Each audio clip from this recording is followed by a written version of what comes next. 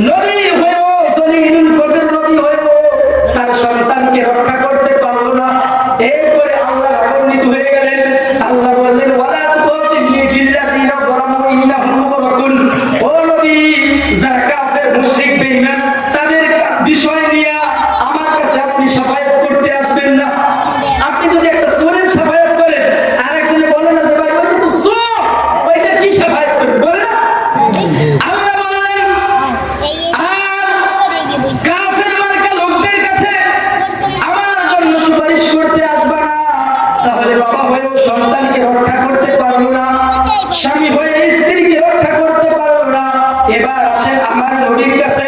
আমার নবী চাচা যখন আবু তালেব মারা যাবে তখন তিনি বললেন চাচা আপনি বলে নেন লা ইলাহা ইল্লাল্লাহ মুহাম্মাদুর রাসূলুল্লাহ বলার দরকার নাই, এই রিসালাতের ঘোষণা দেওয়ার দরকার নাই, এটা আমি আল্লাহর সাথে বুঝে নিব।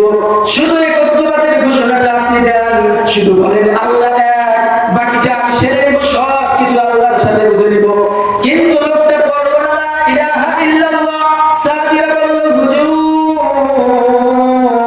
আমরা তার ঠোঁট নড়তে দেখেছি।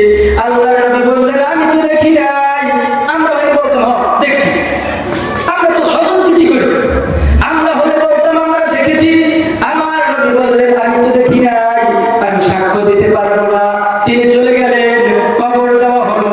আল্লাহ রাসূল গিয়ে বললেন ও আল্লাহ, বাবা চলে গেছে জন্মের পূর্বে, মা চলে গেছে 6 বছর বয়সে, দাদা চলে গেছে 8 বছর বয়সে, এই চাচার কাছে মানুষ হয়েছি, চাচার সাথে ব্যবসা বাণিজ্য করেছি, কাফের মুশরিকদের থেকে এই চাচা আমাকে রক্ষা করেছে, দয়া করে আপনি তাকে মাফ করে দেন।